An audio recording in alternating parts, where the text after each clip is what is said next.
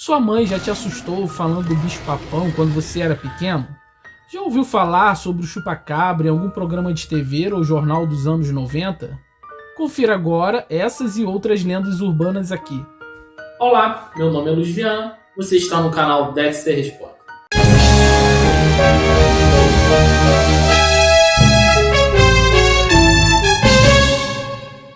Como você sabe, existem inúmeras lendas passadas de geração em geração. Algumas criadas simplesmente para educar crianças e outras baseadas em fatos reais.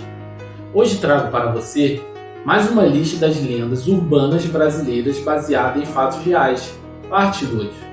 Eu já fiz o vídeo parte 1 com outras lendas urbanas famosas, do tipo a loira do banheiro, o homem do saco e por aí vai. Tá aí no cantinho da tela, do lado direito ou esquerdo, ou na descrição do vídeo. O bicho-papão.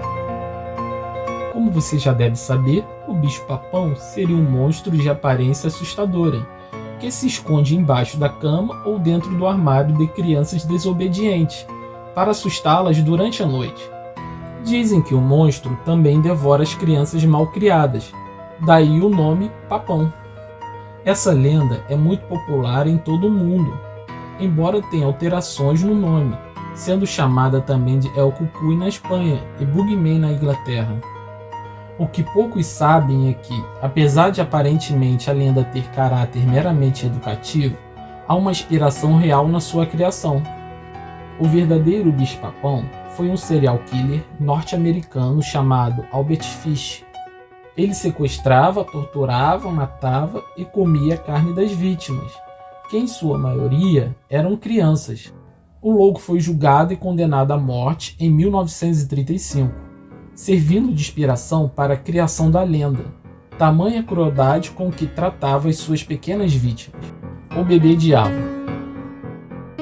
A lenda do bebê-diabo surgiu no ano de 1975 e começou com a publicação da notícia no jornal paulista Notícias Populares. Manchete: nasceu o diabo em São Paulo. Bebê com chifres, rabo e falando. Segundo a publicação, a criança teria nascido com pelos, chifres pontiagudos, um rabo de aproximadamente 5 centímetros. Inclusive, ela teria nascido xingando médicos, enfermeiros e a própria mãe. A história gerou uma enorme comoção no povo da região, que comprou praticamente todos os exemplares do jornal, que, por sua vez, aproveitando a repercussão da notícia, publicou edições com novas informações sobre o ocorrido, ganhando grande popularidade na época. Chegaram a informar que o bebê teria escapado e tinha sido visto correndo por telhados da região, fora a própria população que criava boatos que passavam de boca em boca e aterrorizava a todos, chegando a mudar a rotina dos moradores. As pessoas passaram a se recolher mais cedo, não se viam mais crianças nas ruas, até as desavenças da região era atribuída ao monstrinho. Sobrou até para o Zé do Caixão a incumbência de capturar a criatura. Mas, como toda lenda tem seu fundo verdadeiro, na verdade, a notícia teria surgido quando um repórter foi apurar o fato de um bebê que realmente nasceu com pequenos chifres e rabo, que na verdade era fruto da má formação genética. Só que essa publicação não seria tão atrativa ao público, então o jornal resolveu criar o tal fake do bebê-diabo, o chupa-cabra. O marco do surgimento da lenda do chupa-cabra no Brasil foi uma reportagem do programa Domingo Legal, apresentada por Gugu Liberato em 1997. Algumas pessoas relatavam que animais, principalmente cabras, estavam sendo mortos durante a noite e eram encontrados totalmente secos, sugerindo que tiveram seu sangue sugado. Outros afirmavam ter avistado a criatura, que andava em 2 pernas, tinha olhos grandes, espinhos nas costas e longas garras, sendo o bicho reconhecido como possível extraterrestre. Na verdade, os primeiros boatos sobre o monstro surgiram em Porto Rico e rapidamente se espalharam por toda a América Latina, alcançando os Estados Unidos.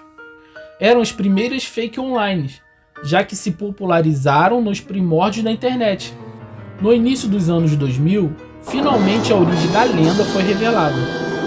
Eu gosto de mamar no peito da cabritinha. Brincadeiras à parte, um dos pesquisadores do CSI, chamado Benjamin Redford, analisou DNAs dos corpos de supostos chupacabras.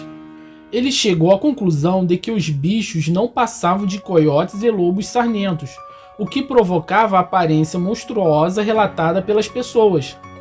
A Gangue do Palhaço. Reza a lenda que em São Paulo, no início dos anos 90, rondava uma van que parava na frente das escolas públicas, e de lá descia um palhaço que fazia brincadeiras e atraía as crianças com doces, para sequestrá-las, roubar seus órgãos e vendê-los para o mercado negro. Essa história é bem parecida com uma das versões da lenda do Opala Preto. Lembra como falamos no outro vídeo das lendas urbanas, parte 1? O boato do palhaço macabro ganhou tanta popularidade que o povo passou a dizer que o tal assassino tinha 2 ajudantes, passando a lenda a ser conhecida como a Gangue do Palhaço. Todo o boato surgiu por causa de uma série de reportagens veiculadas em um jornal da época, intitulada Os Crimes que Abalaram o Mundo. Mais uma vez, era aquele jornal que inventou a história do bebê diabo, ou Notícias Populares. Só que dessa vez, eles publicaram uma reportagem verídica sobre um palhaço assassino norte-americano chamado John Wayne Gacy. Na década de 70, esse serial killer realmente matou dezenas de pessoas, principalmente crianças, e costumava se fantasiar como palhaço.